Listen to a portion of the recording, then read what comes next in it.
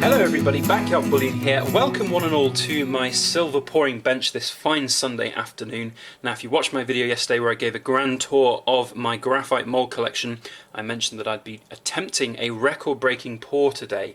We're going to be pouring into this big rectangular mould, and it's record-breaking because I'm going to attempt to try and pour more than 12 ounces, which is the largest piece I've done to date. It was one of the big Aztec pyramids I did, and it was, I think it was just under 12 ounces in total, but today we're going to hopefully try and beat that. These graphite crucibles which I use in my big furnace hold theoretically 33 ounces of gold, which if you divide by 2 because of the density is roughly 16 ounces of silver, 15 ounces of silver maybe.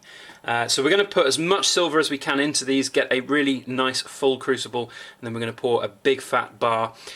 These have worked out really well when we did the Numistaka appreciation bars for, well, Numistaka via the Silver Forum. They were really nice rippled pieces, so I'm hoping with a really chunky piece we're going to get some absolutely exquisite ripples. I'm going to use a completely brand new crucible for this, and I'm going to be using silver shot. Here's a before and after of some of the crucibles, and you can really see the difference in the wear and tear on them.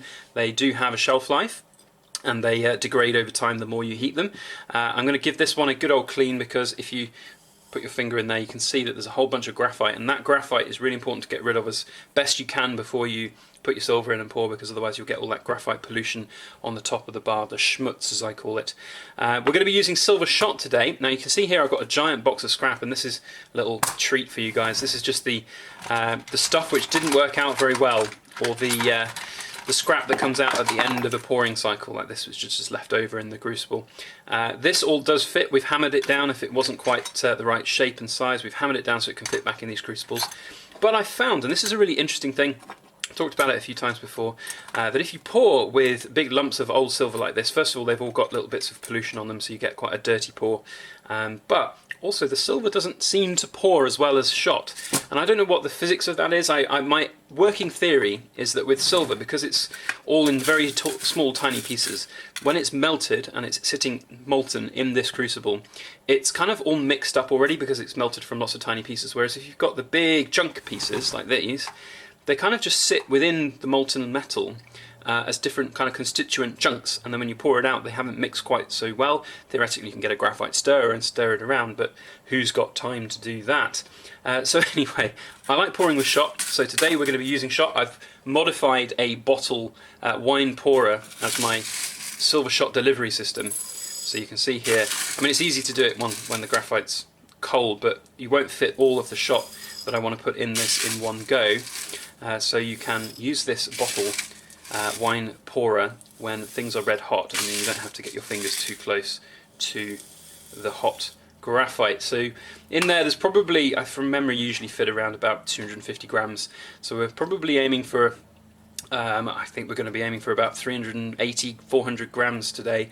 So hopefully when this all melts down, because obviously there's some air in between each bits of shot, this will all melt down to about half of that volume, and we'll be able to put more in and hopefully get a 15 ounce piece. That would be a really good goal to hit 15 ounces. I'm not sure we're going to get exactly on 15 or close to it, but anything over 12 will be a nice little record for us. So hang fire as I heat up the furnace and heat up this silver, get it all liquid and molten, and I'll see you back here in a few minutes.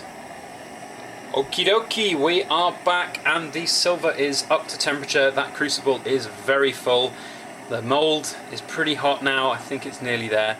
So there's nothing else to do really than to pour and hold one's breath, because you never know what's going to come out of the crucible and how it's going to look. So hopefully we'll have a very pretty looking bar. Silver's very hot, so it should be molten for a nice long time to create some ripples.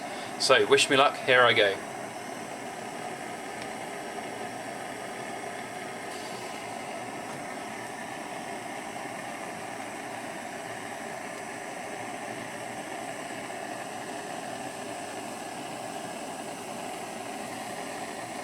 Well, that certainly was the biggest pour I've done. Get some nice hourglass pouring lines on it. That looks pretty cool. I'm happy with the way that has turned out. So you can see there's still some graphite pollution on there. So I'm hoping that when I clean that up, that it will look pretty nice. So now the trick is getting this out of the mould without damaging it or the mould. Very heavy. I'm tempted to maybe just leave it in there. Right, let's do this the clever way, because I don't want to break. If I just tip it out onto this other graphite mould, I could maybe break it. But if we do this the clever way, so we get our gloves back on, and we just kind of tip it out like that. You can see my gloves smoking away. It's very hot, and hopefully, yes, we can just move it out the way. Right. Now picking it up, it is big and chunky. I think we have beaten my record. So now we're going to quench it. Listen to this. Good old quenching sound there. Right, let's cool that off. And here we go. So there is the results. See if we can get that in focus. So just need to clean up that bit of graphite on there. Hopefully it'll all look pretty cool. And then we're going to stamp it up over on the stamping block. So hang fire and I'll see you in a minute. Okay everybody, we are back, and I've taken the liberty of cleaning this bar up off camera because it takes quite a long time. It took me about 15 minutes or so to get that graphite schmutz off to a point where I'm really happy with the way this bar looks. It's come out really well, and you even got some of these tiny little wavy lines within the ripple lines where some of that graphite was interfering with it. But that just adds to the beauty and the character of it.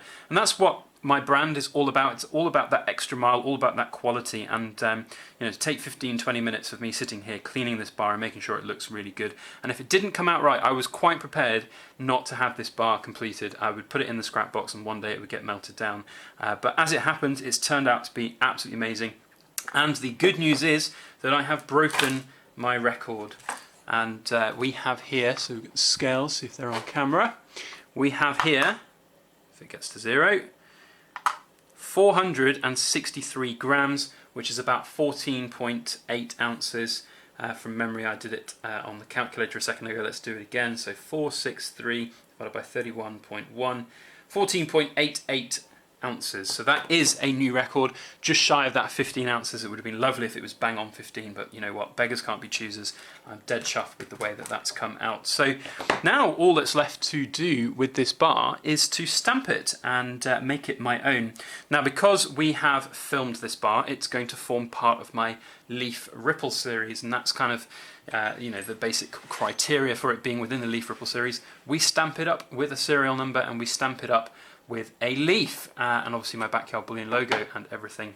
So what we're going to do, I always do the back side of the bar first, and this one's come out really nice on the rear as well. We're going to stamp the Backyard Bullion logo, which is BYB, and hopefully this is going to come out all right. Now I'm obviously stamping this live on camera. If I mess it up and mess this bar up, that would be a real shame. But hopefully we won't do that. Now with all of my Leaf Ripple series pieces, this piece will be hallmarked by the Edinburgh Assay Office, so it's always worth for me looking at the orientation of the bar and where I want to be stamping things. Now we've got two really nice ripple pools here for a sort of hourglass shape. So I think what I'm going to do is stamp my leaf in this bottom one pointing upwards.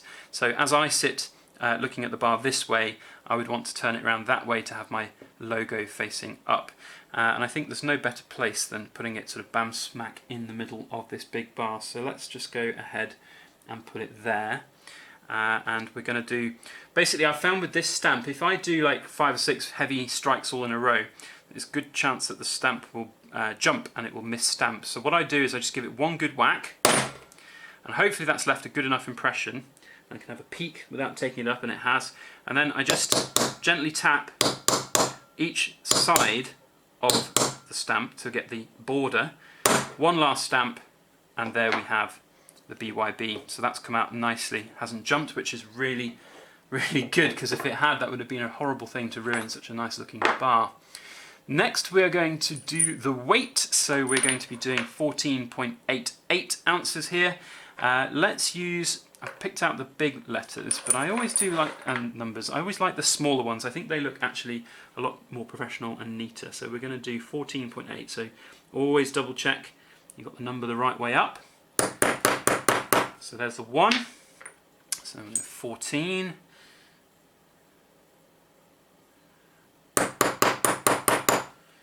14, and then I've got a little kind of nail pointing tool, which I use as my decimal points. and then 8, and because it's 8, 8, we're going to do that twice. So 14.8, 8. Then it's ounces troy, so we're going to put OZT, and we're going to do that down the side. This is my usual kind of pattern that I like to do for my leaf ripple series, with the logo and then everything stamped around it. So we're going to get Z, make sure we line it up. And then the last one, T. And I've shown stamping on my channel many times before, but I can't stress enough how much it's all about confidence. So it might look easy, but you've got to have a lot of confidence in doing this. Now, what I normally do is I will have the serial number on the left-hand side here, and the hallmark will go underneath the logo. And this is a very special bar. I like it, so I'm going to give it a pretty cool number, and that is pour number 50. Now, it's not going to match up with some of the other pours perhaps that I'm going to make. It's not necessarily going to be number 50, but that's long past since it's now a serial number. So I'm going to serialize at number 50 still, because I like the number 50 and I think it's a pretty cool number to have as this nice big piece. So we're going to go 0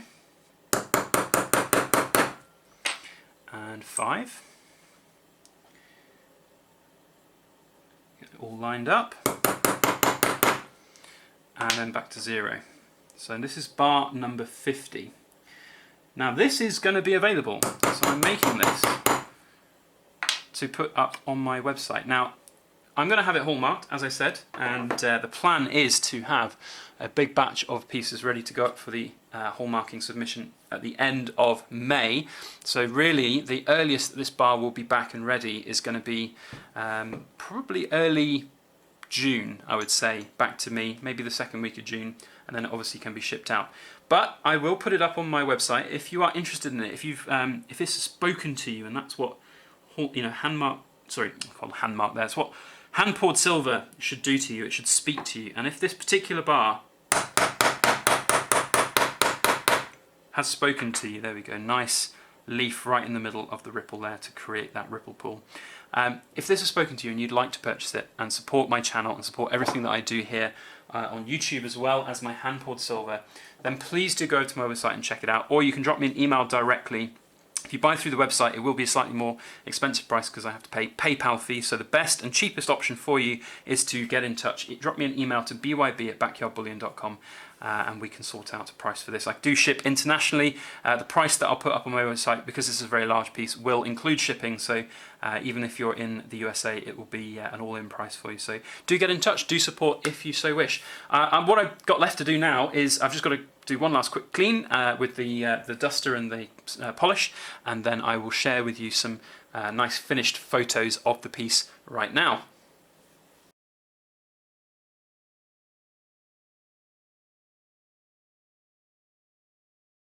So there we go, that is it all finished. I hope you enjoyed this wonderful Sunday afternoon at the silver pouring bench with me. I'm off back to the furnace now to pour some more pieces for the Leaf Ripple series. But if you liked this video, if you enjoyed watching me pour some silver, please do hit that like button on this YouTube channel. It really does help share the video through the YouTube algorithm. And if you want to see more content like this in the future, please make sure you hit the subscribe button and hit the little alarm bell, and you'll get a notification when I upload future videos. Especially important at the moment because probably next weekend we're going to have an epic unboxing session. It's going to be another 1,000 ounce plus unboxing. It is going to be pretty amazing. So make sure you stick around and subscribe and catch those videos in the future. Otherwise, all that's left for me to say is I hope you have a fantastic week ahead of you. Thank you so much for watching, and please make sure that you like, share, comment and subscribe for more.